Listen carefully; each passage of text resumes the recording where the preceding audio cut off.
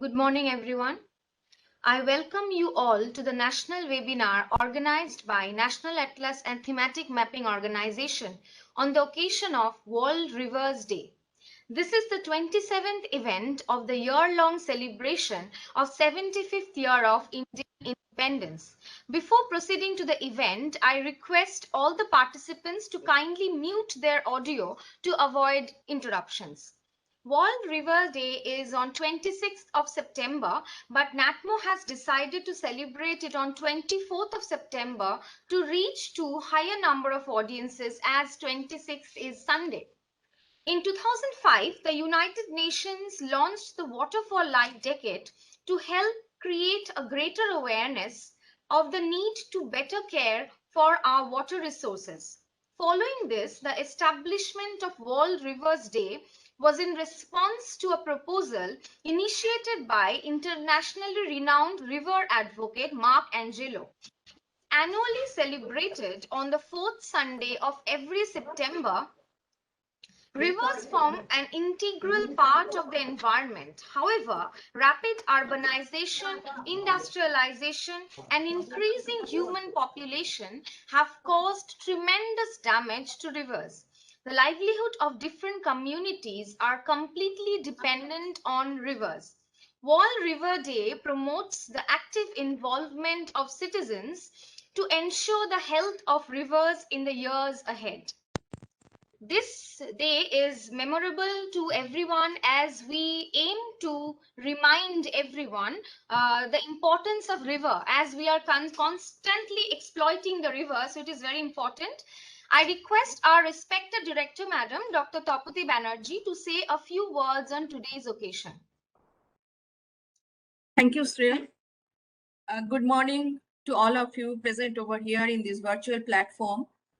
First of all, I welcome to all the participants from NATMO and as well as all the participants who are outside NATMO but who loves to listen from our special speaker or that special lecture by our guest speaker.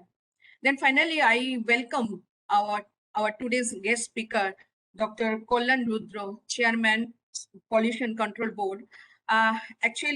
We are now, we have entered in the 27th series of our 75 years of Indian independence, and under this program, we have decided to have about 75 programs throughout the year. And today we have entered in that 27th series. And today our special guest is Dr. KALYAN RUDRA. And in this occasion, he will deliver today on river. And as you all know, we are lucky enough, especially the people of Eastern region are lucky enough that we are affluent by that river courses because of its climatic situation and that physiographic location. So we should be very cautious about the judicious use of the rivers. And as our guest speaker, Dr. RUDRA, he has devoted his most of the time in the working on this river with the several publications, several project work he has completed, and his publication have gone through his publication, and with that, even with that latest publication of the Bengal Atlas also. So I hope everybody will be interested to listen, and with that followed by that extensive interaction with Dr. RUDRA. So I invite sir, I request Shreya to invite our guest speaker, Dr. KALYAN RUDRA, to deliver his lecture of today. Thank you. Thank you so much, ma'am, for enlightening us. We have with us our speaker of the day, Dr. KALYAN Rudra, Chairman of West Bengal Pollution Control Board, Kolkata. He is actively engaged with Ganga Action Plan. He has worked in different government projects in ensuring the quality of water resources and on dynamic river system of West Bengal. He has been the expert member in the committee constituted by the Apex Court of State for cleaning the Ganga since 2005. He is also advisor to the International Union for Conservation of Nature. Sir, it is our privilege that we have got a chance to hear from you, and we are eagerly waiting for the presentation on the topic you have chosen, the changing river courses and coastline of Bengal 1780 to 2020. Please, sir.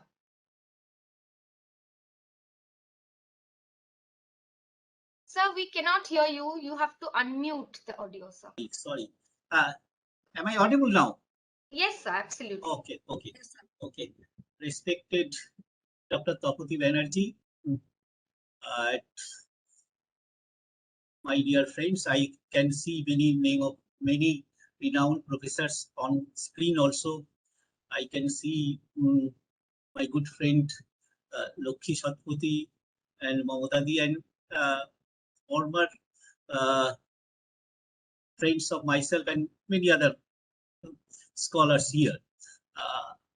Topic, before I go into the presentation, I am really grateful to NATMO, not because I have a family relation with NATMO, but because giving me this chance to interact with the scholars working thereon. I had been working in the river system of Bengal for about last 30 years or so. So when in 2014, I was requested to be the chairman of the Pollution Control Board, and since then I had been working as the chairman of the board. I had also been a member of the Central Pollution Control Board, but river is always in the core of my heart. And in addition, what I would like to share here, that basically I'm a teacher in Bengal, what we call Master Mosai. And really, I don't enjoy the chair what I am holding right at this moment in Pollution Control Board, but I always like to teach my dear students. So this is an opportunity to meet as if I have gone back to my classroom, but you are all great scholar and senior people. So while I was requested by NATMO to talk on a issue on International River Day, I thought that something cartographic issue should be taken into account. And so I decided to talk on changing river courses of Bengal. And these changes will largely be explained with reference to some multi-dated maps. And initially, the first question is, why 1780? 1780 because on that year, the Bengal Atlas of James Riddle was published. And the year of discussion, or the period of discussion, will extend up to 2020, on which I also worked on some satellite images and try to appreciate how the river courses have changed in the dynamic Bengal. By the term Bengal, I will mean the undivided Bengal. Incidentally, the Bengal is a linguistic coinage or linguistic term which incidentally coincides with the most dynamic landscape of the world, what we also call Ganga, Brahmaputra, Meghna Delta. And if you look at the history of the rivers here, the Bengal Delta, I mean also again the undivided Bengal, the river courses have drastically changed. Some of these changes are due to human intervention, and some of the changes are tectonically controlled, and some of the changes are secular behavior of the river. So I will make a very brief presentation here so that you can understand what happened in Bengal during since 1780. I'm just sharing my screen right at this moment. Just a minute.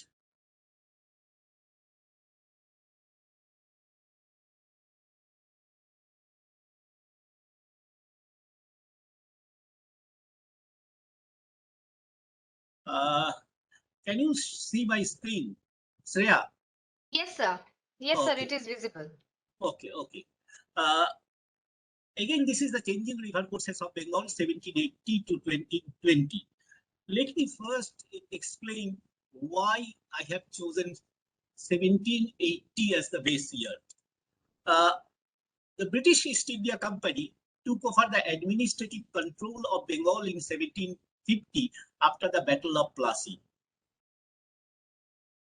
Company, that means East India Company, realized that if they really want to rule a country, they must have geographical knowledge, because they were alien to this country and they did not have the detailed geographical knowledge of India nor that of Bengal. So they chosen James Rennell and directed him to survey initially the river routes, the best navigable routes, and then subsequently also he was entrusted with the land survey. James Rennell was then a young man of just 21, an unnaturally talented fellow. He was initially a marine surveyor. He lost his father at the age of 14 and then traveled to India and joined the East India Company as marine surveyor.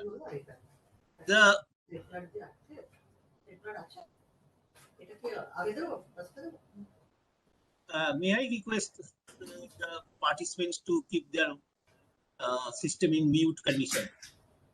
I'm getting some noise. Shreya, can you help me?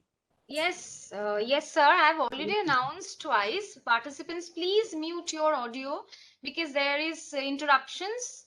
Please.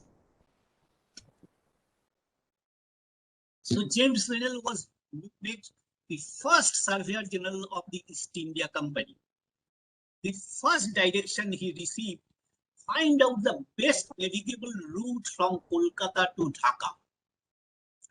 And he started on a boat with an assistant of about 10 people and traveled from Kolkata on May 1764. And he traveled northward up to present Navadvip.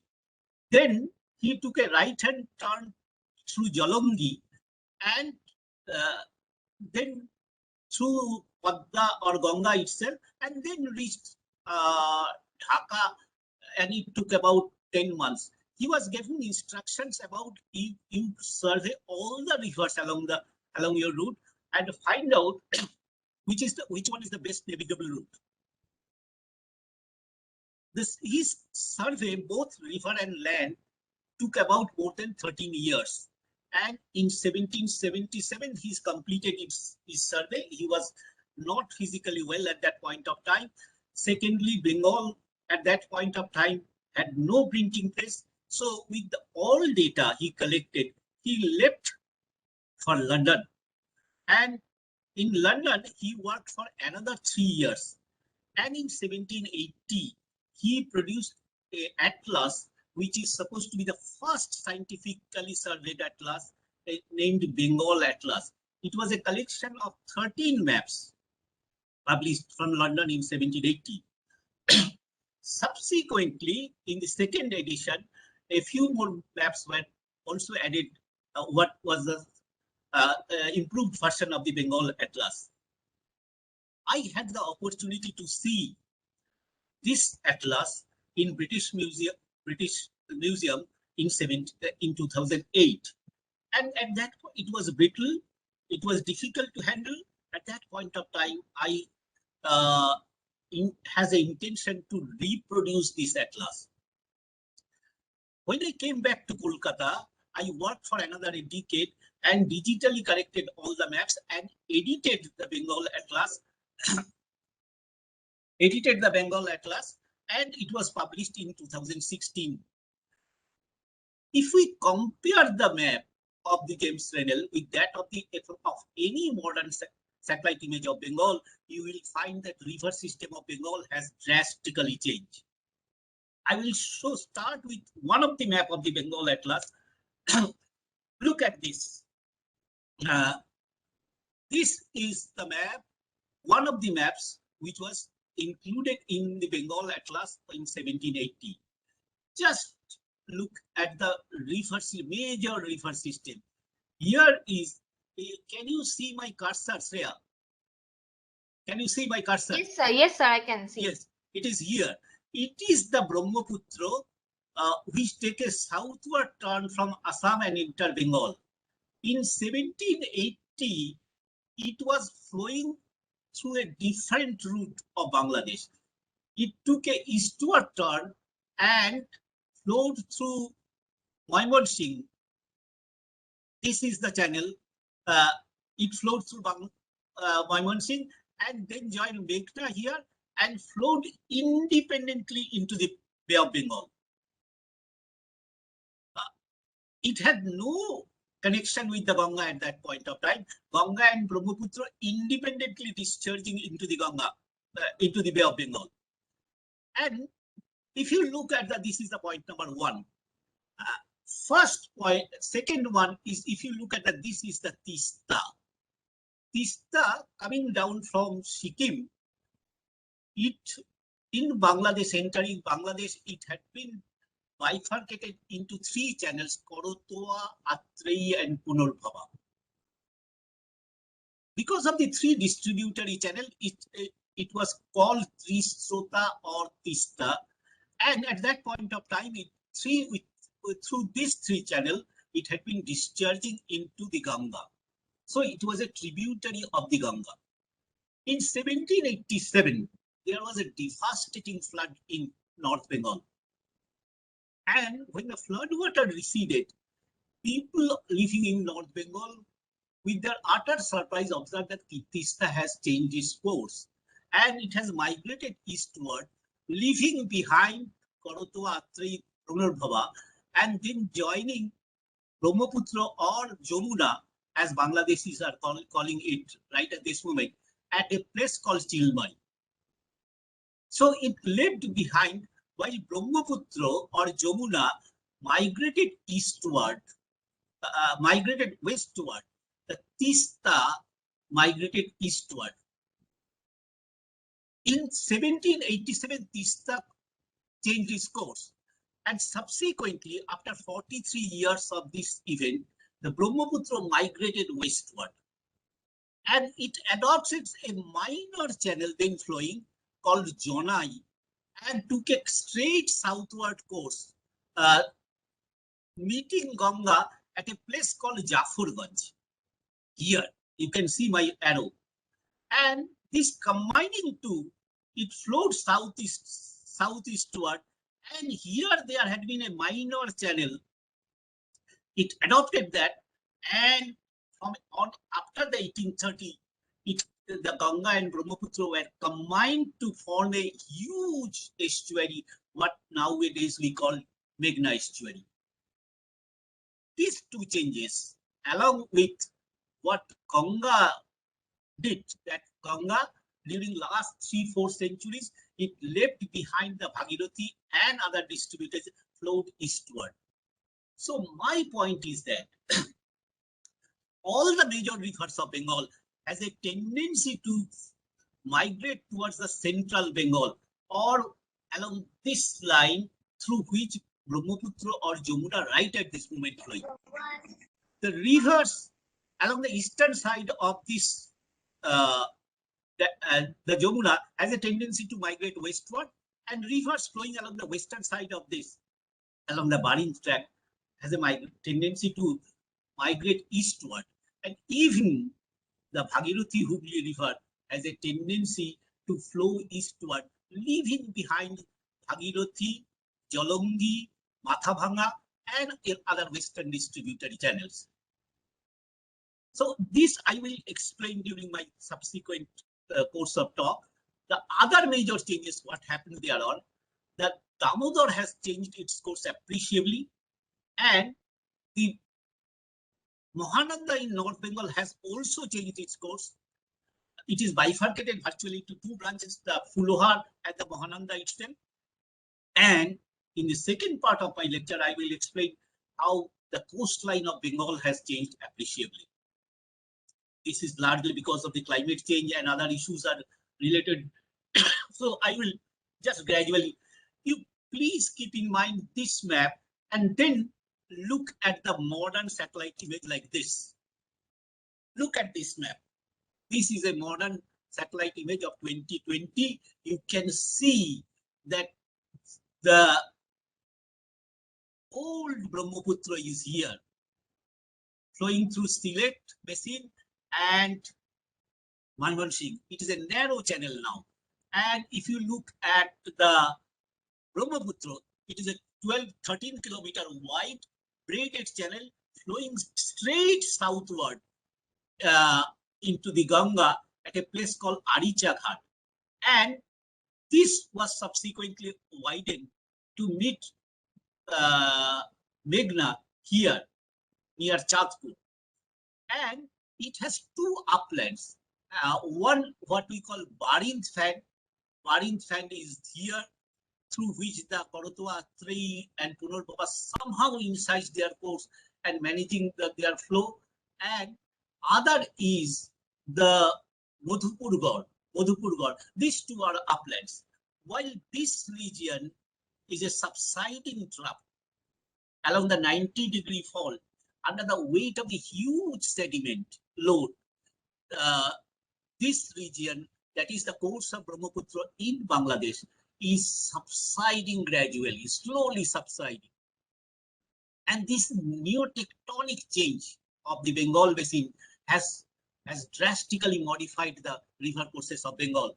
If you look at the Tista had these three distributaries which have drawn Moriband, Korotwa, Atrei, Punarpar. It has opened a new course eastward, joining Brahmaputra or Jamuna somewhere near Chilmari.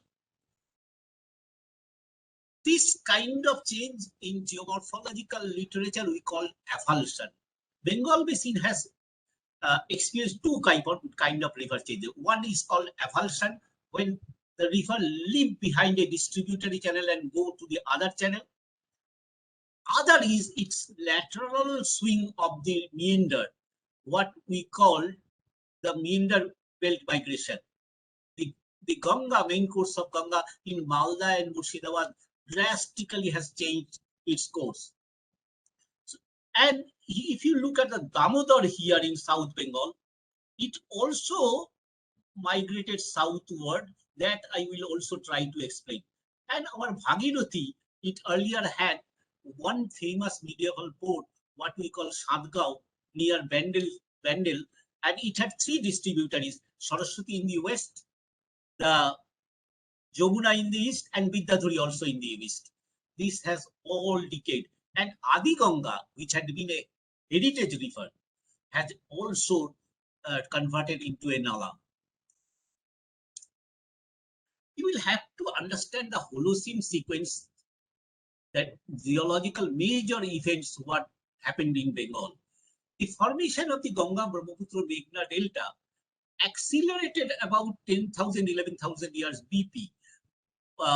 And sea level, these geologists have reported, lowered by about 120 meters from its present position during the Pleistocene low stand. But when, after the Pleistocene, end of the Pleistocene era, when the Himalayan glaciers started to melt, the Brahmaputra, Ganga, and Tista, and all other rivers draining down the Himalaya, they carried a huge sediment load to the tune of 2.5 to 20 million, to the tune of 250 billion tons per year, compared to it presently carrying about 100 billion tons. So at the end of Pleistocene age and gradual warming of the sea from 15,000 years back, the warming of the climate caused the melting of the Himalayan glacier, contributing huge sediment load and water into the river, and that too entered through a narrow gap, what we call Rajmahal Meghalaya gap, both Ganga and Brahmaputra. And the 5 major rivers like Mahananda, Tista, Jaldhataka, Torsha, they are all entering through this Rajmahal Meghalaya gap. Another important event happened 11,500 years BP. That southwest monsoon established itself. There was the increasing tendency of rainfall on the Himalayan southern terrain, and the rivers were rejuvenated. So this sediment load carried by the river increased many times. That resulted formation of 2 major fans. One is Barind, other is Madhupur trap. I will show you in the satellite image what kind. Look at this. Anybody having minimum understanding of satellite image and river sides can see this is a huge fan. This is the Barind fan and overlaid by the Tista fan. You look Mahananda in this side and Tista in this side. It looks like a huge fan and relatively standing above the surrounding ground level. This is formed by the Ganga and its tributaries draining down the southern slope of the Himalaya. And here you can see in Bangladesh a similar kind of upland, what we call Madhupur upland. This is another fan. So these 2 fans between standing along both sides of the Brahmaputra or Jamuna is also supposed to be slowly uplifted because of the subsidence of the land. This is a kind of isostatic adjustment what Bengal Delta is making. So what are the major changes we have experienced during last few years to 3 centuries? First one is the easterly flight of the Ganga water. That is, Ganga left behind its western tributaries, including the Bhagirathi, and flows through Padma. And this is because of this reason, our not only the Bhagirathi, Saraswati, Adi Ganga, Jamuna, and Vidyathari, they have all gone dry. And this has further resulted the beheading of the distributary channels. That is, Bhagirathi had been disconnected from its feeder, that is from Ganga. In 1666, Tavernier, a French traveler, came into Bengal and he said, I find the offtake point of the Bhagirathi, that is the point of bifurcation between Bhagirathi and the Padma, somewhere near a place called Suti. Earlier, if you go back to the earlier maps of early 16th century or so, the point of bifurcation was at Rajmahal Hills. It has now migrated to a place called Mithipur near Jongipur. And we have presently, the Bhagirathi is not connected with the Ganga. We have constructed Farakka barrage and excavated a 38-kilometer long feeder canal to bring water from the Ganga into the Bhagirathi. The decay of Bhagirathi and its distributary is because of the neotectonic change of the Bengal basin. I have spoken about the avulsion of the Tista in 1776 and decay of the Korotova 3 Punarbhava, and then followed by the westward migration of the Jamuna in 1833. And lastly, the coastline of Bengal has also appreciably changed. Look at this. This is a map of the Barind tract in North Bengal. I mean undivided Bengal. Here is the Ganga. Here is the Ganga, and here is and in between you will find the earlier moribund channels of the Tista. Tista is here. One interesting thing I would like to mention here, that Mahananda itself, coming down from the North Bengal hill, it enters Bihar, and at a place called Bagdo, it is bifurcated into 2 channels, one called Mahananda itself, draining through Malda, and other is Fulohar, joining Ganga again near Manikchok Ghat.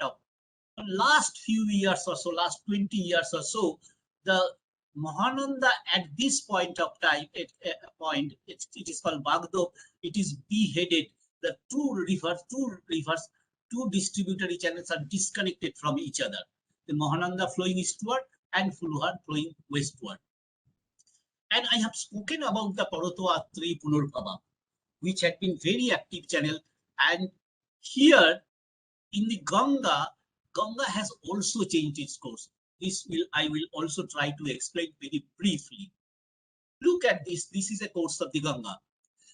The course of the Ganga between Rajmahal Hills and Dhaka, if you know, it had several capital towns of Bengal. Firstly, Rajmahal, then Gaur, then a place called Pandua, then a place called Tanda. All this that had been in the Malda district. And it shifted many times with the changing course of the river.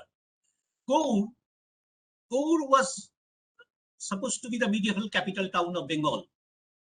When the Bukhtiyar Khilji attacked Bengal, Gaur was the capital town of Bengal.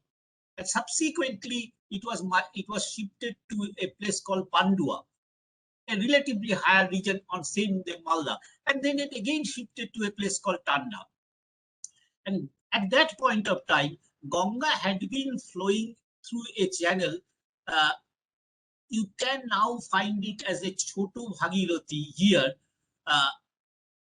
The Ganga had been flowing, its main course had been flowing along the side of the Gaur and also the Tanda. But subsequently it shifted.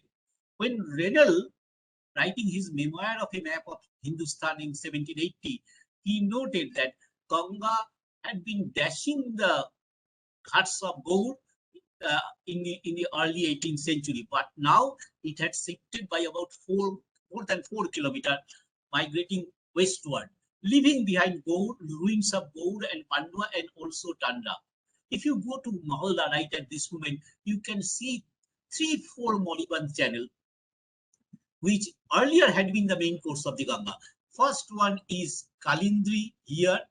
Here is a channel which R.K. Mukherjee, while writing his Changing Face of Bengal, which was published by the Calcutta University in 1938, he said the Kalindri had been the main course of the Ganga till 13th century. Subsequently, main course flowed through 2 other distributary channels. One is Pagla, other is Choto Bhagirathi. But now it has shifted far away, leaving behind these 3 channels, the Kalindri, Choto Bhagirathi, and Pagla, as the Moriband channel. We constructed Farakka barrage and at the apex of the delta, and this was for the national interest to rejuvenate the port of Kolkata. But this has a huge impact on the river courses of the Ganga.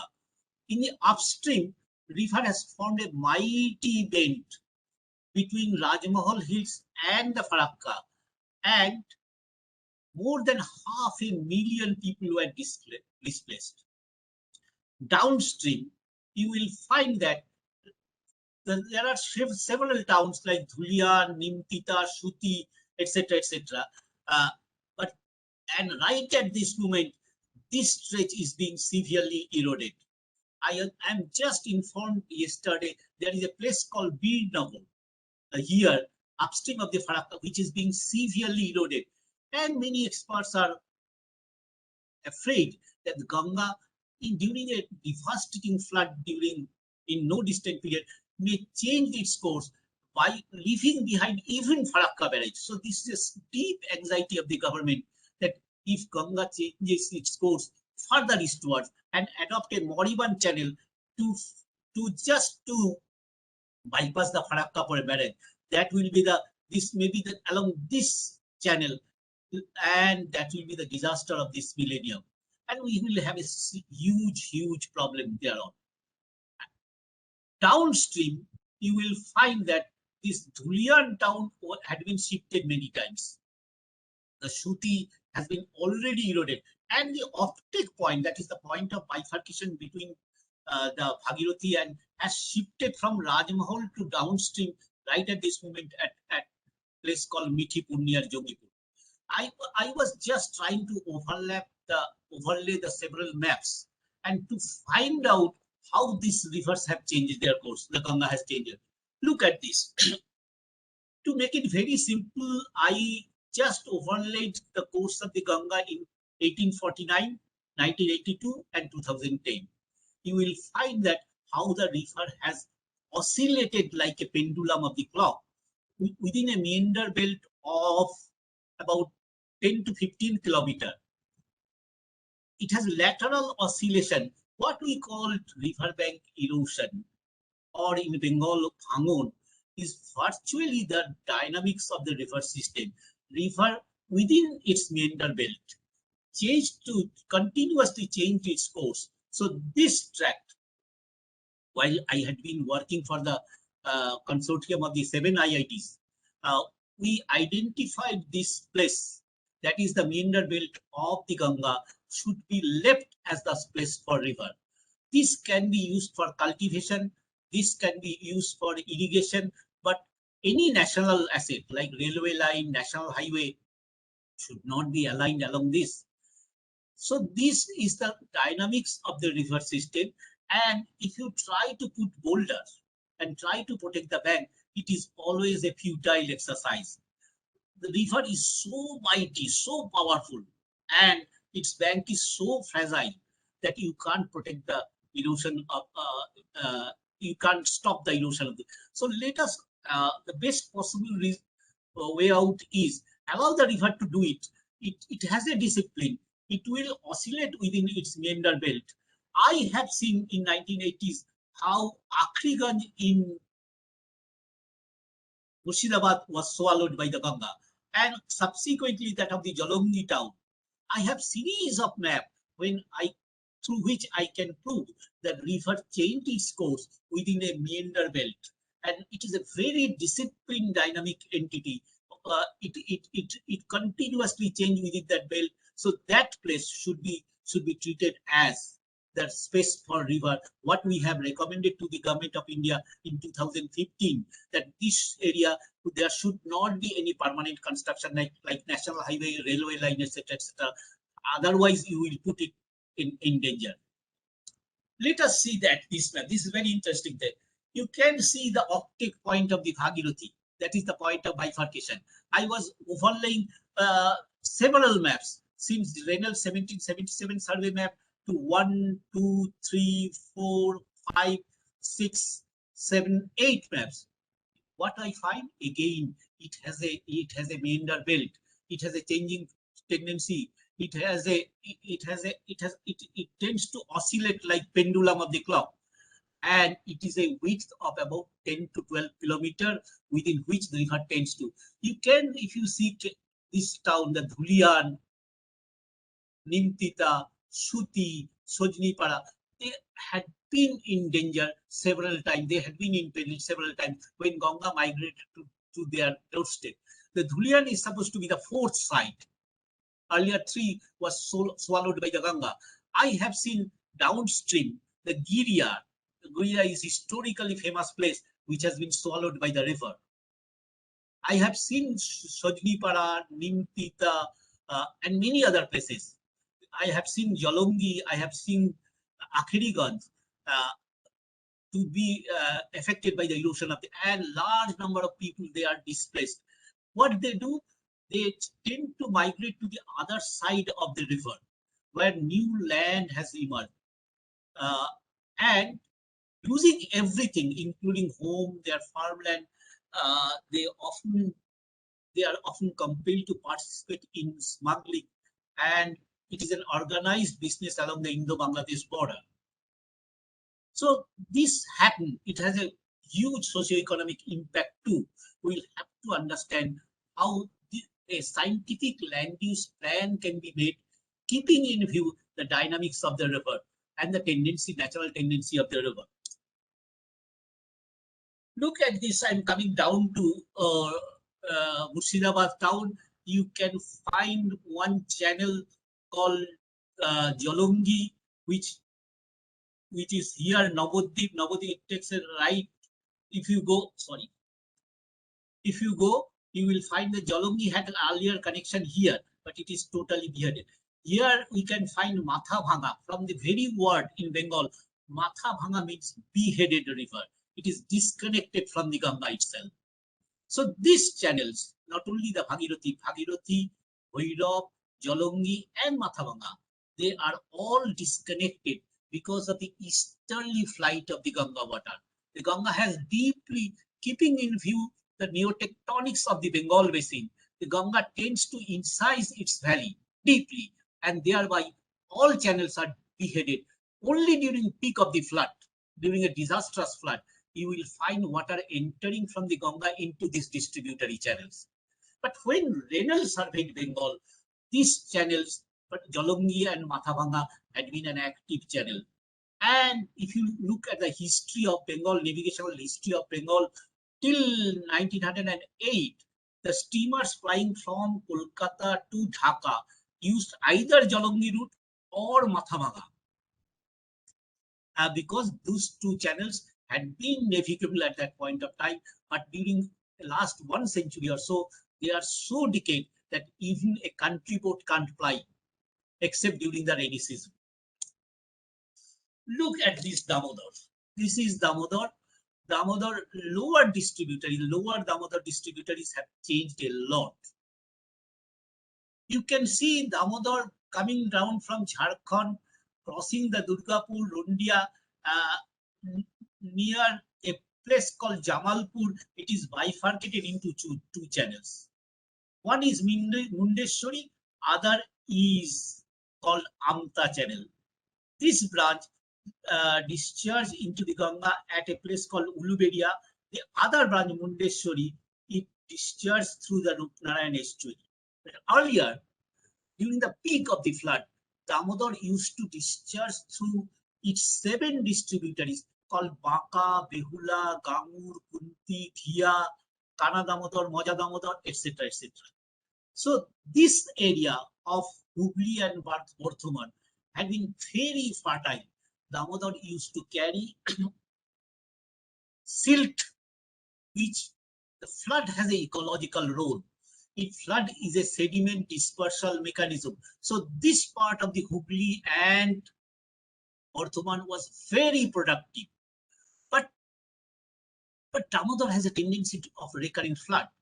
So British in early 19th century decided that we need to control Damodar. Damodar, which rendered prosperity, agricultural prosperity to Bengal, it was designated as sorrow of Bengal. Because during the flood, it used to disconnect GT road, it used to flood the extensive areas, it used to enter the submerge the estate of the Maharaja of Bardhaman. At that point of time, he was a very powerful man. So British engineers were decided that Damodar must be embanked. But Damodar was embanked and resulting these channels as moribund, and these channels were beheaded from the distributary channels. They built a very strong embankment with the idea of protection of GT road, railway line, and the Panagarh Army base. The logistics support system to the British East India Company during the Second World War was also interrupted because of the flood of Damodar. So they built this embankment, but they beheaded the distributary channels. A natural system of sediment and water dispersal was changed. Right at this moment, what happened there on? They embanked Damodar in mid-19th century, and in 1863, the Bardhaman district was very productive, and Hamilton in his memoir wrote that Bardhaman is so productive that it can feed the entire Bengal. And that Bardhaman suffered from acute shortage of food, and there was famine in 1863 because of this embankment. And Radha Kamal Mukherjee, while writing The Changing Face of Bengal, he said this is red water famine because you have killed the distributary channels. Sir William Wilcox was invited to deliver a lecture in the Calcutta University in 1930. He said the farmers of Bengal invented unique art of sediment dispersal during the flood and utilizing that flood water. But when they embanked the river, He said it is satanic change. It will kill the river system. Almost same statement was made by the Satish Chandra Bajumdar while he was delivering a lecture in Calcutta University in 1942. He said, "You are mortgaging the future generation for the interest of this generation. You are killing our river system. Let us survive with flood." The farmers of Bengal learned to live with flood for centuries. But the nature of flood during those days was different. Because there was no railway line, no highway, and the flood used to come, used to stay there for 2-3 days, and then it went back, leaving behind very fertile silt on the agricultural field, and that resulted bumper crop. But now, when the railway line was built since mid-19th century, it was built, there was a debate in British Parliament. Sir Arthur Cotton argued that a British engineer, also a British engineer, that Bengal has a unique river system. Let us use the navigational route. The railway is not suited for this low-lying tract, and highway is also not suited for this. But at that point of time, they have invented steam power. A new kind of engineering is emerging in the British Empire, what is called the engineering of the command and control over the nature. They decided to lay the railway line. And if you look at the railway line from Howrah to Bardhaman, then towards Asansol and other towards Sahibganj, it went across several tributaries of the Ganga, like that of the Ajoy, Moirakhi, and the distributary channels of the Damodar. What happened thereon? There was severe water logging because they created borrow pit along the railway line. They borrowed the soil and decided that railway line should be put at above the highest flood level. And there was severe water logging. If you read the Meghnad Shah's complete works, he wrote in 1934, subsequently with one of his students, that if there is anything called justice in this world, the people of Bardhaman are entitled to get compensation from the railway authority because it has changed the entire economy. In 1922, there was a devastating, disastrous flood in North Bengal. Acharya Prafulla Chandra Rai, he, in his life and experience of a Bengali chemist, he wrote that this government is criminally and willfully responsible for this flood. Yes, I understand railway is required, but what I wanted to do, that they should keep sufficient wide culvert and bridge so that flood water can quickly pass on. But they denied. Result was that what earlier had been 2 days flood, it was converted into 20 days flood. Right at this moment, Khanakul and Ghatal region is submerged. It is maroon right at this moment. And we have a huge problem. But if you look at the Reynolds map, Mundeshwari was not there at all. When I built a strong embankment and did not allow the floodwater to move eastward, it opened a new outlet and it caused a huge problem for the Khanakul, Ghatal and adjoining area. It is a recurrent flood, even after the construction of the PVC reservoirs. One of the major objectives of the PVC was flood control, but it has totally failed. If you go to Khanakul, if you go to Amta, the local people say that DVC means T for Dobano, V for Bhasano, C for Chobano. Well, they blame that before that there was a flood had been of 2 days event. Now it has become 20 days event.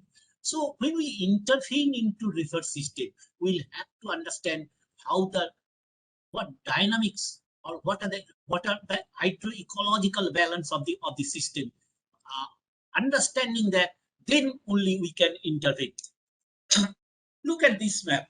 This is the lower Bhagirathi distributaries. You can see Saraswati here, joining again near Sakrai. You can see Vidyadhari. You can see Jamuna. And you can also see Adi Ganga. After the eastward flight of the Ganga water, this channel has decayed. And we had a famous port, medieval port, of Bengal here in what is called Sadgaon or Saptagram. When the Portuguese first came to Bengal, they they used two ports. One is Chattogram of Bangladesh, other is Saptagram of this western part of Hooghly district. But gradually, when the rivers gradually decayed, the port gradually migrated to initially to Hooghly, then to Kolkata, and subsequently to Haldia, and then government has a plan to migrate further south, somewhere near Tajpur of Midnapur. So decay of channel has become a serious challenge for us. River, you can see Adi Ganga, you can see Piali, Vidyadhari, you can see a channel called Podda, and you can also see in this map the Moribund distributary channels of the interestingly, if you read the medieval Bengali literature like Manusha Mongol, you will read that Chand Sadagar, a famous merchant, he was coming from Bardhaman through a distributary channel of the Damodar, joining then near Kalna, and then sailing down the Bhagirathi Hooghly River, anchoring for some days in Saptagram, then going down through Adi Ganga. And he worshipped the goddess Kali at Kalighat, and then sailed down. So this channel was very active during the medieval period. Now they have all decayed. Sometimes we need to go beyond geographical barrier. Sometimes we need to understand the archaeology. Sometimes we need to understand the medieval literature. Sometimes we need to read the descriptions of the travelers who visited Bengal from the early this millennium, like that of the Periplus. If you read the Periplus of the Erythraean Sea, you will find a description of the Bengal. If you read the Manusha Mongol, if you read the even Mahabharata, you will find description of the river system. That with rational judgment, we can use those information in reconstructing our river system. Now I come to the second part of my lecture. This is the changing coastline of Bengal. We have a huge problem in spite of receiving huge sediment load contributed by the Ganga Brahmaputra system. We have not recorded any appreciable growth of land along the West Bengal coast during last 3 centuries or so. Rather, sea is encroaching inland. I was also trying to overlay maps to understand what happening there. This is largely due to subsidence of land and the climate change impact. I will try to explain very briefly. Look at this map. This is another map of the Reynolds, what he called Delta of the Ganges. You can see the Sundarban was at that point of time extended up to east of Kolkata. Sundarban was more than 20,000 square kilometers. I will show in a subsequent map. It is now combining both the Bengal, east and west, that is Bangladesh and west. It is now about 10,000 square kilometers. What happened there on? This is a satellite image of, and this red, you cartographers know better than me that this is the forest cover. And this is the area where we have reclaimed the land. I will just explain this. What happened there? The coastal Bengal, that is the coastline of littoral tract of Bengal, is only 2 to 3 meters above mean sea level. But when there is a cyclone forming in Bay of Bengal, the storm surge may go up to 6-7 meters or even more. It happened in years. The littoral tract of Bengal is a region where fluvial and marine land building processes are juxtaposed. The British, since the late 18th century, started premature land reclamation, and they cleared forest from 54 islands of Western Sundarban. The land was completely deforested for the purpose of exploiting natural resources and for the purpose of the people from Midnapur and Chotapur Plateau were brought.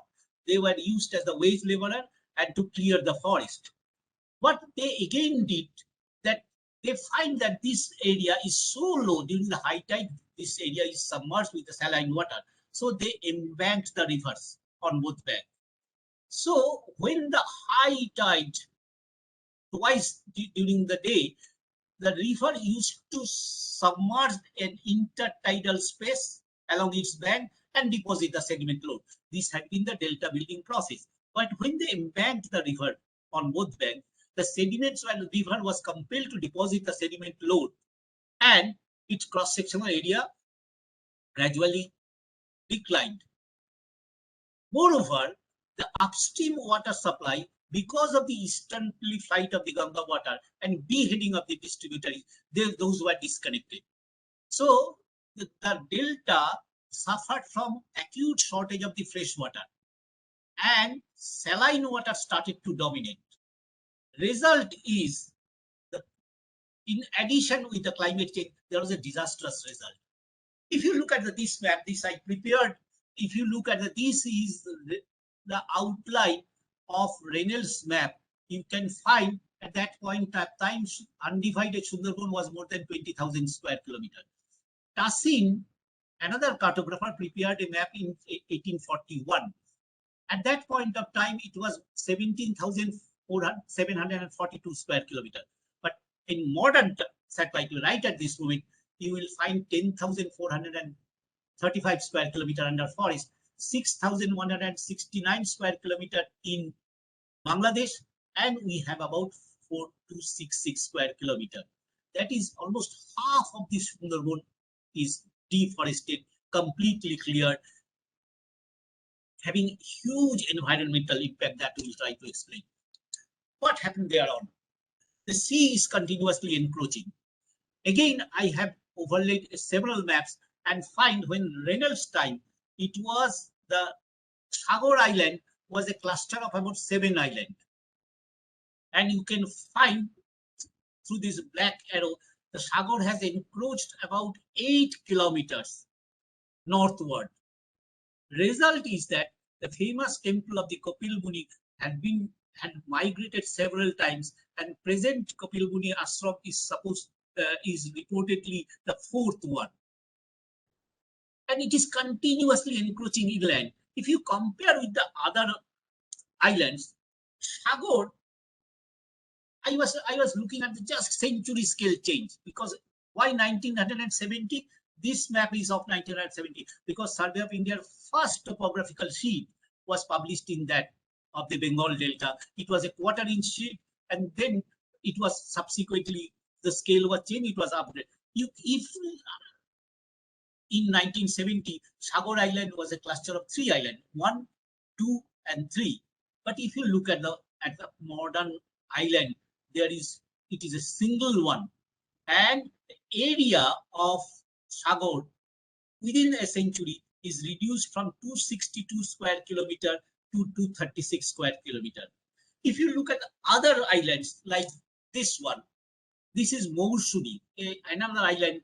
It's very close. In 1917, it was about 33 square kilometer, and now it is about 28 square kilometer.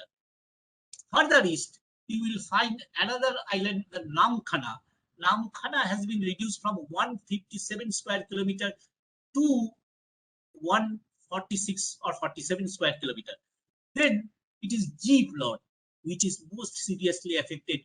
It was 84.63 kilometer in 1917. Now it is 44 square kilometer only. It is because sea is continuously encroaching inland. When I am overlaying this with the Reynolds map and the Survey of India's map, this color, if you look at this color, this one 1780, the islands were much of larger size. In 1970, it has changed a lot. The yellow one is 19, and the black outer border is the modern map of 2020. You will find that all Western islands are reduced in size, and sea is continuously encroaching inland. This has become a most serious challenge. Why this happens so, I will try to explain. But paradoxically enough, the Meghna estuary recently the entire sediment load of the Ganga Brahmaputra Meghna system is growing at a faster rate. If you look at the location of the Noakhali, the famous historical place where Mahatma Gandhi had been there, and it was along the coastline at that point of time. But now look at this black line, this one. If you draw a simple line from here to here, the coastline has receded or grown southward by about 35 kilometers within a century, from 1917 to 2002.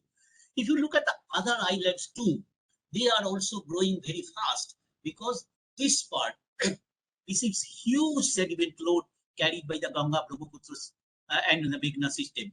While the western part, it has somehow negated the impact of climate change, because it is a very powerful sediment load or huge sediment load is carried by the Ganga Brahmaputra system. While the western side, since Bhagirathi and its distributary are beheaded, that where the western part of the delta, what we call this part we call prograding delta, our western side, the Indian side, which is called retrograding delta, where we are losing the land continuously. Why this happens? I am comparing the other island adjoining the Bangladesh. Bangladesh has gained more than 500 square kilometer land during 1 century because of the accretion, while the Indian Sundarban has lost about more than 250 square kilometer land. I'm trying to explain this, why this happened. The tropical Indian Ocean sea surface temperature has warmed more than 1 degree centigrade, more precisely 1.04 degree centigrade during 1950 to 2015. This is from the report of the latest report of the Intergovernmental Panel of Climate Change, what popularly called IPCC report. While the global SST, sea surface temperature, has increased 0.65 degree centigrade, Bay of Bengal has been warming by more than 1 degree centigrade. Bay of Bengal sea surface temperature is increasing at the rate of 0.5 degree centigrade per decade compared to the global average, which is only 0.06 degree centigrade. Sea level is rising in Sundarban coast at the rate of double the rate of the global average. Moreover, we have problem of land subsidence at the rate of 2.9 millimeter per year, while sea level is rising in Bengal coast more than 3.6 kilometer. So while land is subsiding at the rate of 2.9 millimeter per year, the sea level is rising 3.6 millimeter. So combining these two, we have effective rise of sea level of more than 6.5 millimeter per year. Moreover, the warming of the sea surface temperature invites more and more cyclones. The cyclones we have recorded during 1 century or so, 26% increase of cyclonic events during last 122 years. 79 devastating cyclones has struck the Sundarban coast since 1901. 4 recent cyclones, Ayla 2009, Bulbul 2019, Amphan 2020, and Yas 2021. Look at the data. Ayla visited Sundarban in 2019. Second one, Bulbul, came after a decade. But from 2019, we have received at least 3 major cyclones, Bulbul, Amphan, and Yas, devastating the coastal Bengal. And I am afraid the latest report of the IMD says another cyclone has formed over Bay of Bengal, which may appear the Orissa and Bengal coast by next Sunday or so. So people living in Sundarban are under severe stress because of this recurrent visit of the cyclone. So what I can conclude the absence of any forest cover along the West Bengal coast. There is none to stop the surge of this storm. Earlier, the forest cover used to protect the coast from cyclonic storm surge. But when the British colonial rulers deforested this part of the country, now the coast is open to attack for the cyclone. The embankment we have built along the river does not allow the tidal, sediment dispersion. So the land building is also interrupted. Archaeological ruins unearthed from the different parts of the Sundarban has been identified, and the historian has said there was a very developed civilization along the coast of Bengal, that is Sundarban, during 300 BC to 1200 AD. And they also noted that something happened around 1200 AD, leading to entire depopulation and submergence of Sundarban. Historians opine that this civilization declined due to severe earthquake or consequent subsidence of land. The increasing intensity of these cyclonic storm surge and sea level rise, combined with land subsidence, have become a formidable challenge. The GBM Delta, Ganga Brahmaputra Bengal Delta, presently carrying about 1 billion tons of sediment load, which are passing mainly through the Meghna estuary of Bangladesh. So Bangladesh is gaining land, and we are continuously losing land. And we have lost, I say, more than 250 square kilometers of land since 1970 to 2020. So while the islands along the Meghna estuary are growing, they have gained land about 510 square kilometers. This part, that is West Bengal part coast, is eroding at a very, very faster rate. And it deepens our anxiety. So with these few words, I stop here. Thank you all for your patient hearing.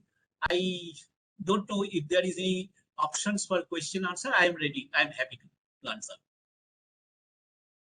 Yes, sir. There is interactive session coming later. Thank you so much, sir, for this excellent presentation. And you clearly depicted here how alarming situation is there for the drainage system of Bengal, and we ourselves are killing the system, and we are not realizing that it is going to bounce back to us only. So thank you so much, sir. We will now proceed to the interactive session, but before that, I request all the participants to turn on their video cameras. I would request our director, madam, to say a few words on today's presentation. Please, ma'am. Thank you, sir, about your excellent presentation and elaborative way you have presented. Actually, I was going through your latest edited volume you have published recently in 2016 about the Bengal map, and so elaborately, so exhaustively, day-to-day work was there presented in that atlas. It's really interesting and very good research work. It will be very much helpful for further research work. And as you are working elaborately by the since last 20 years, I think more than 20 years you are working, you have collected the data of about 300 years to show us how the changes are going on. And we are expecting some more things from you for that as a conservative measure. I think some more questions will come out of this discussion. So with this, thank you for your excellent presentation that you elaborated so excellent way in an exhaustive way. So for further interaction. Thank you, madam. Thank you. Thank you so much, ma'am. Sir, I request you to stop sharing your screen, sir, if you can. Sure. You can see that at the top of the screen.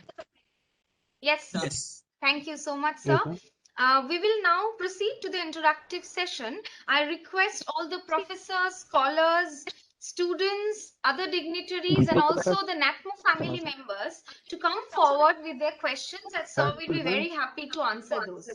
Anyone?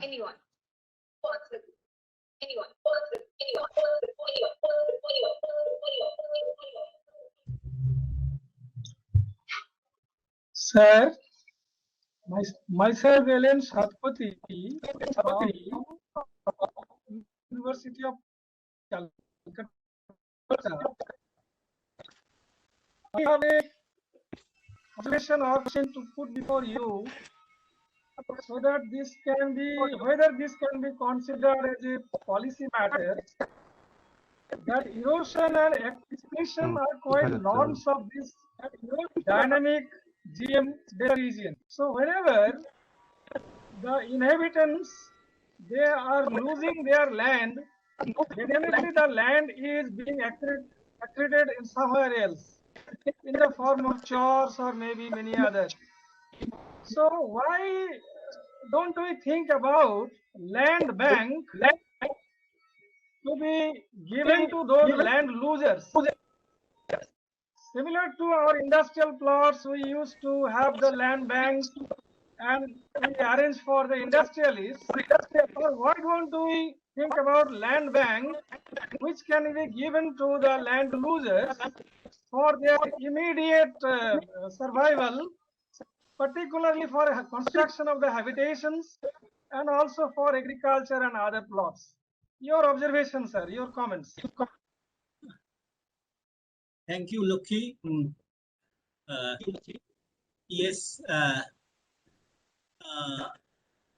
if you go through the colonial rules, they used to follow a norm. The tholweg, that is the deepest point of the river, will be the boundary. And if the river changes, the tholweg also changes. Okay. When country was divided into India and erstwhile Pakistan, East Pakistan, the Ganga was chosen as the boundary between it. Cyril Ratcliffe was the chairman of that committee.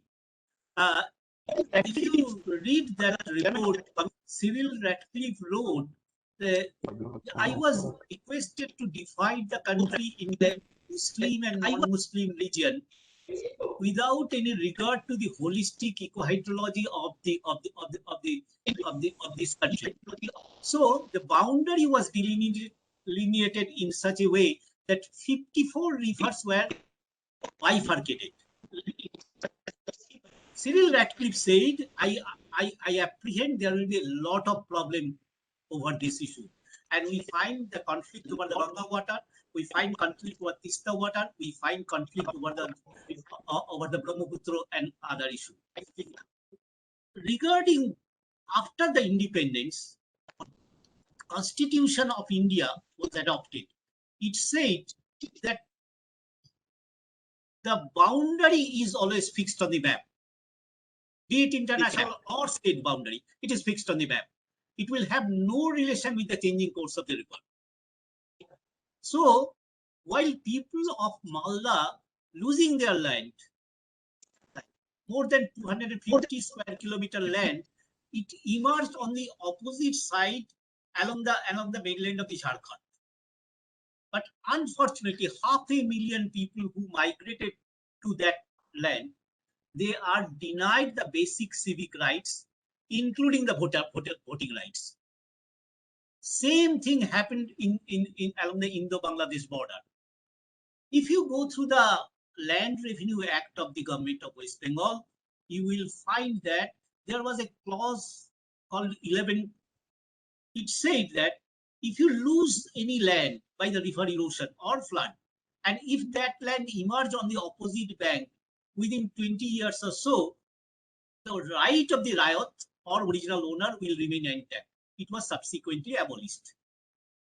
Any land being eroded, emerging on the other side of the land, will be the property of the government.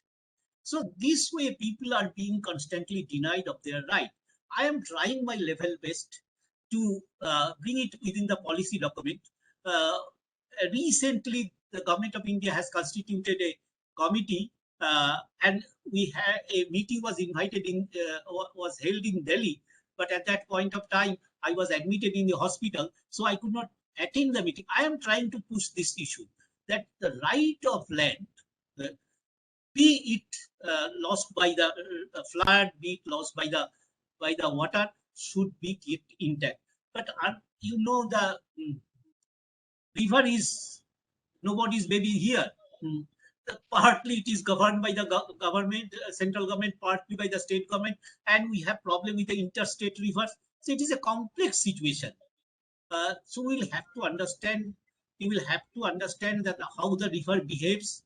Uh, and recently, I'm tempted to say that National Green Tribunal, Honorable Green Tribunal, issued an order saying that the floodplain of the Ganga should be used for afforestation and for the biodiversity park.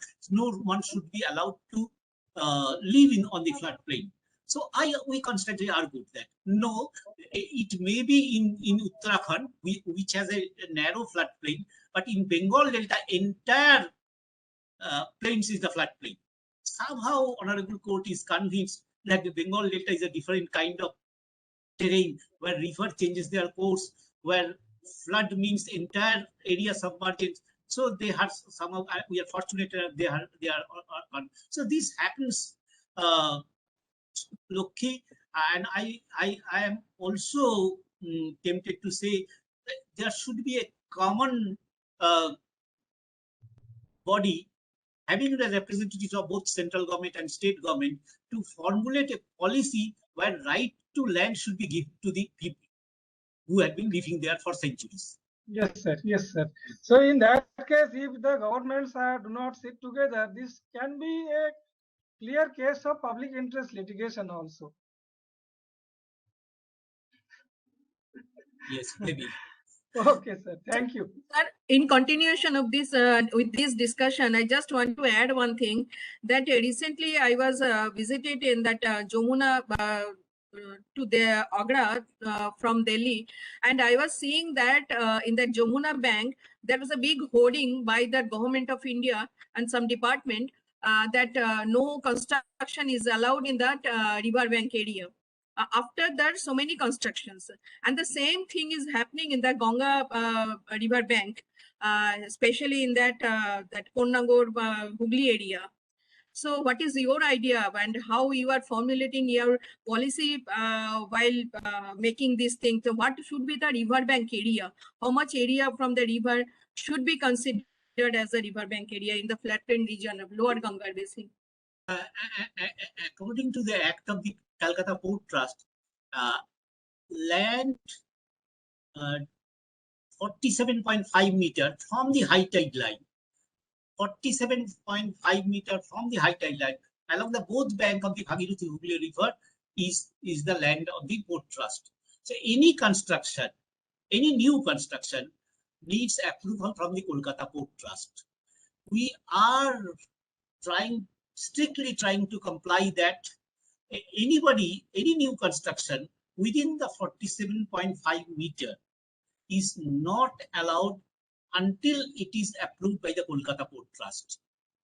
From our end, Pollution Control Board, any housing society having more than 20,000 square meter comes under the purview of the Pollution Control Board for environmental clearance. But anything less than that is not within our purview. So, but that is purely the domain of the Kolkata Port Trust, and sometimes it is the KMC. So they should take care of this.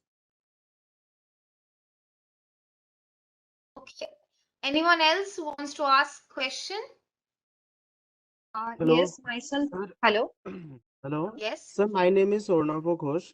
I just want to ask you something that you have mentioned only the southwest monsoon established contributing increasing sediment discharge in rivers.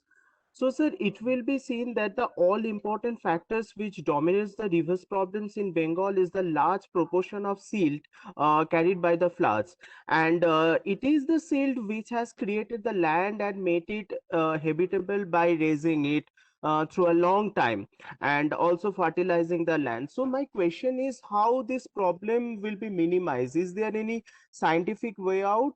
The is dredging is the only process, sir? What is your observation actually? Uh, Because silt is the beneficial gift of nature and it also creates some problems. uh, uh, when you look at the problem from anthropogenic standpoint, you will understand, you will conclude in this way. The flood, the Bengal rivers has a tendency to flood. If you look Okay. at the hydrograph of the Ganga or Brahmaputra or any river of the subcontinent, it is a skewed hydrograph. Skewed hydrograph meaning it reaches the peak during July, August, September, then the water level goes down. And at that point of time, it carries a sediment load, and that sediment load needs to be dispersed over the floodplain. But Okay. for the human interest, we embanked the river system. We snatched the floodplain from the river. We wanted the river to flow from within bank to bank. But the peak discharge of the Ganga is historically 2.7 billion cubic at Farakka point. At Murshidabad or at Navadvip, the peak discharge may be 6 to 7 lakh cubics. The bankful capacity of the Bhagirathi is less than 1 lakh cubics. So if you construct embankment, you can increase the cross-sectional area by about 10-15%, not more than that.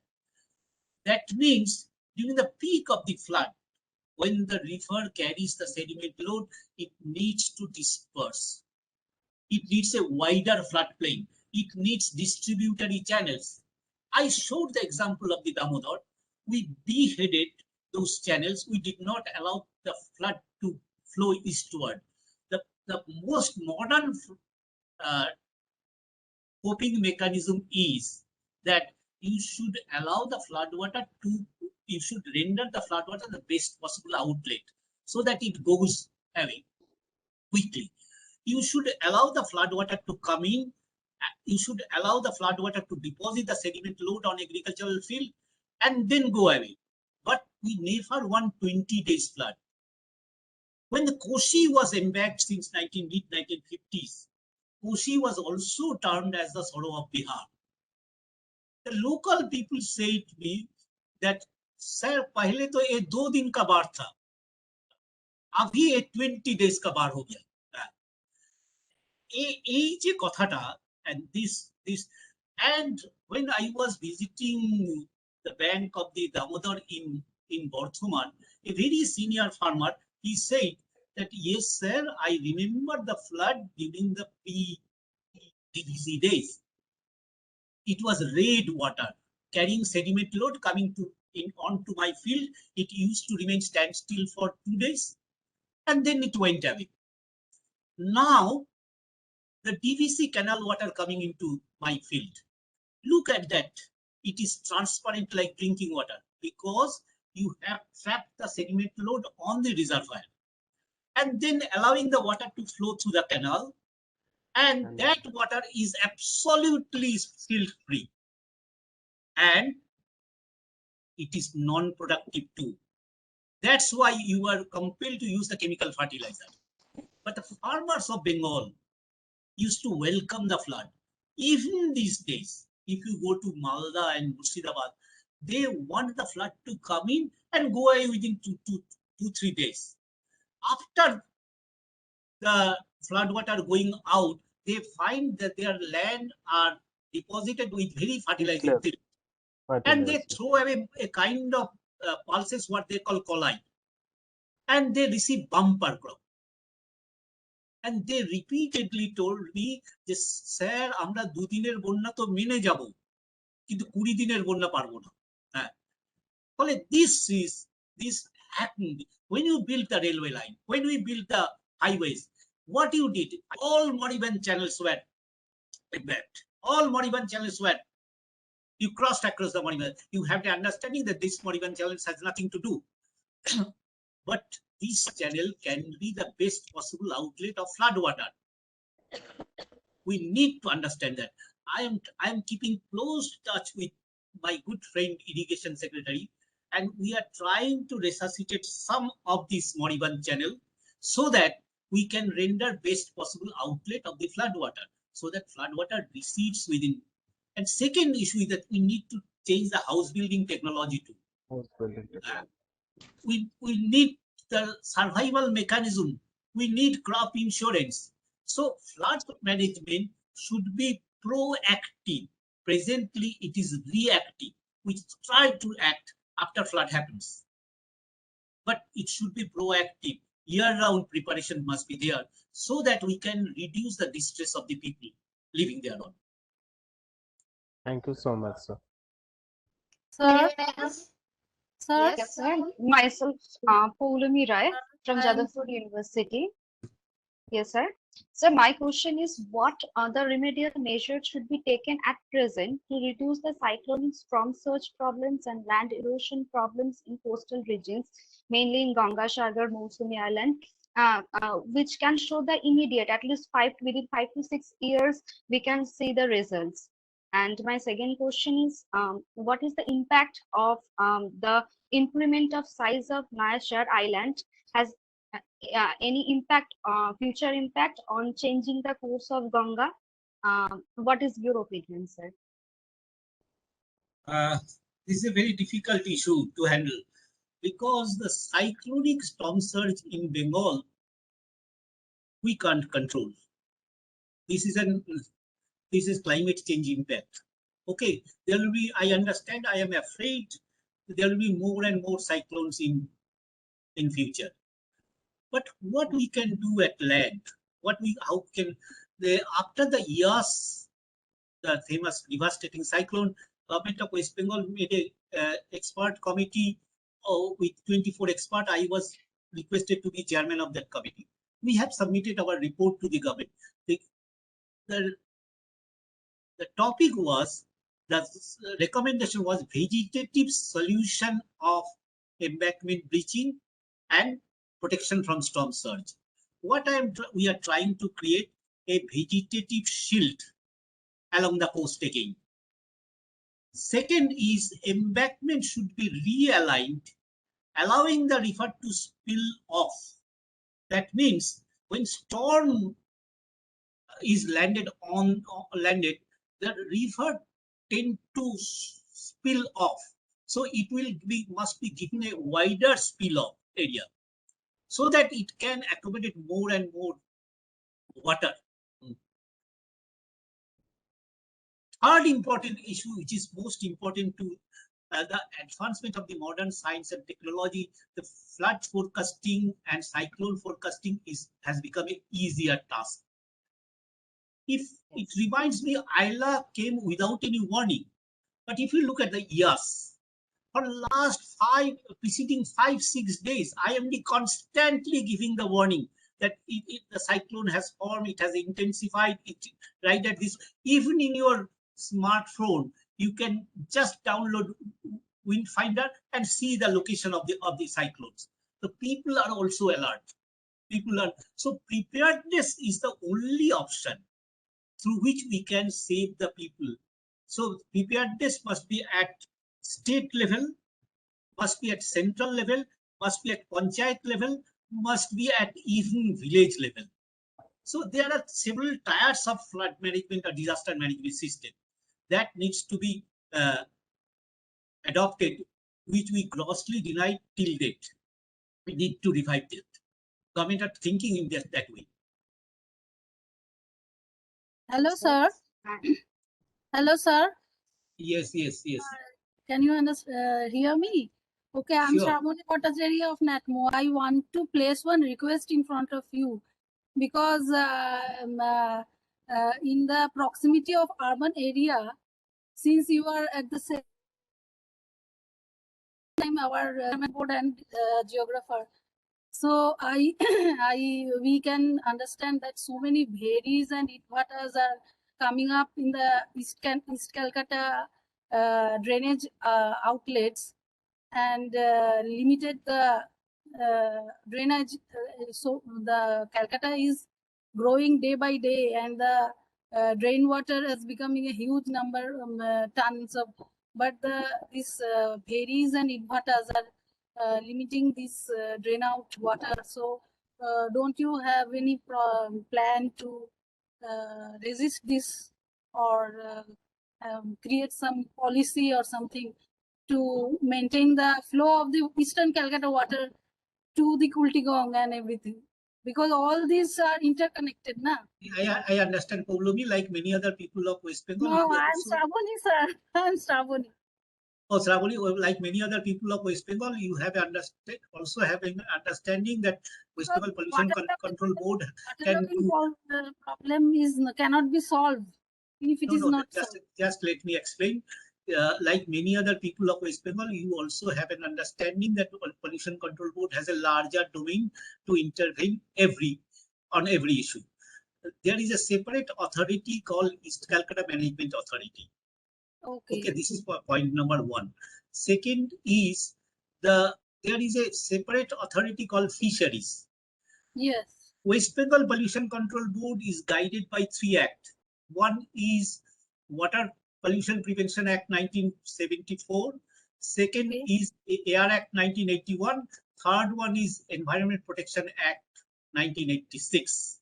So I have restricted domain where we can operate. But this area is very important, this encroachment issue, etc., etc. But West Bengal Pollution Control Board, it is not the domain of the West Bengal Pollution Control Board to interfere into these issues. But there is a separate authority, as I told you, the East Calcutta Wetland Management Authority. They have the liberty to intervene into that issue. Okay, sir. Thank you. Anyone else who wants to ask any question? Shreya, may I request you to be little precise because I have a meeting with my minister. I will have to leave Sir, within so 10 we will minutes. allow one more question, sir. That's all. Okay. Please আমি একটু বলবো, রঞ্জনা বলছি। Sure. আমি particularly just কাটোয়ার কাছে river ভাগীরথীর যে অসিলেশনটা ওই সম্পর্কে আপনার কাছ থেকে একটু জানতে চাইছি, পার্টিকুলারলি কাটোয়া, সারাউন্ডিং কাটোয়া। হ্যাঁ ম্যাডাম, আমি 2012 সালে I edited a book called Changing River Courses of West Bengal, যেখানে আমি ওই কান্ডটা করার চেষ্টা করেছিলাম। I overlaid a series of maps. Katwa দেখবেন, it is a mighty bend there, একটা westward mighty bend আছে, এবং that bend is historically more or less stable, and Ajay joining there, Ajay ওখানটায় জয়েন করেছে, ঠিক তার ডাউনস্ট্রিমে ময়ূরাক্ষী জয়েন করেছে। There is a place called এবার এই দুটো রিভার যে হিউজ সেডিমেন্ট লোড এবং ওয়াটার ফেলে, যার ফলে দেখবেন the upstream and downstream of the particular downstream of Katwa that is severely affected, and there was a meander cutoff, একটা রিসেন্ট কাটঅফ তৈরি হয়েছে দেখবেন, and further downstream যেটাকে এখন চুপির বিল বলে, নবদ্বীপের কাছে চুপির বিল, I have seen that cutoff in 1989. একদিন সকালে উঠে গ্রামের লোকেরা দেখলেন গঙ্গা ওখান থেকে ছেড়ে অনেক দূর চলে গেছে। এই বেন্ডগুলো ভাগীরথী ভ্যালিতে অনেকগুলো আছে। সেই ওই যে রিভার গুলো এনে ওয়াটার এবং সেডিমেন্ট লোড ফেলে, the river tries to adjust with this.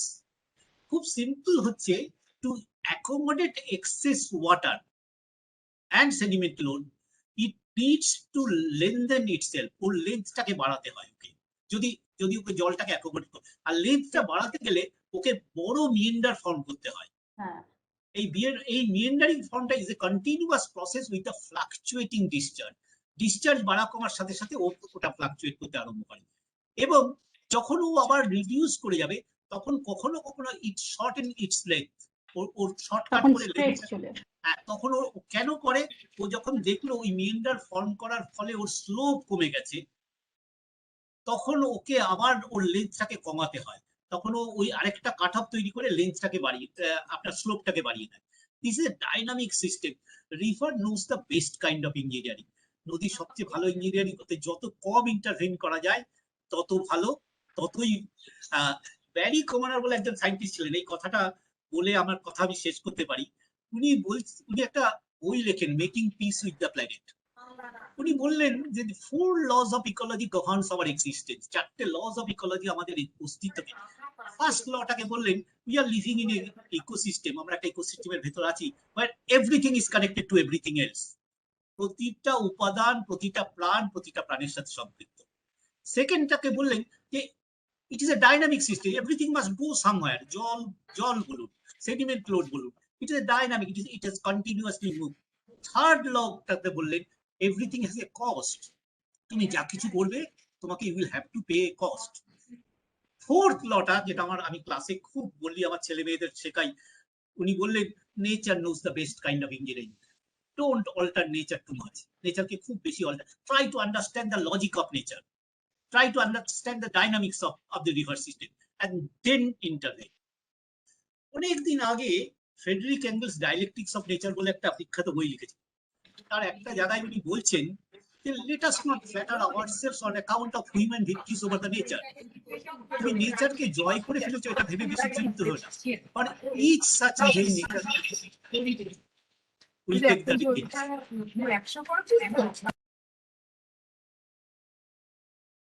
বলছেন তুমি তোমার রক্ত মাংস অস্তিত্ব নিয়ে প্রকৃতির একটা অংশ মাত্র, তুমি অংশ হয়ে সমগ্রকে জয় করার চেষ্টা করো না, তুমি জিতবে না। ইনিশিয়ালি তুমি কিছু বেনিফিট পেয়ে যাবে, তারপরে nature will take the revenge. এবং এখন আমার মনে হচ্ছে যে নেচার সেই রিভেঞ্জটা নিতে আরম্ভ করেছে। এখনো সময় আছে, একটু সতর্ক হওয়া দরকার, তা নাহলে আমি বয়স হয়েছে, আমার লাইফ টাইমটা যদি কোনো রকমে কেটেও যায়, আমার ছেলে মেয়েদেরটা কাটবে না। নেক্সট জেনারেশন ডেঞ্জারে আছে আর কি, হিউম্যান ইন্টারফারেন্স কম করতে হবে। Thank you sir. ওকে, ভালো থাকবেন। Thank you so much for this excellent interactive session. We have successfully come to the end of today's event. I sincerely thank our respected Director Madam, Dr. Taputi Banerjee, for giving us this platform to share ideas. I would like to express our heartfelt gratitude to our honorable speaker, Dr. KALYAN Rudra sir, for sparing us time from his busy schedule. I also thank all the dignitaries and NATMO officers and staff members for making this event successful. And last but not the least, I would thank DST Government of India for their continuous support. Thank you so much for joining, and we will meet again very soon in the next webinar. Now I request everyone to stand up for the national anthem.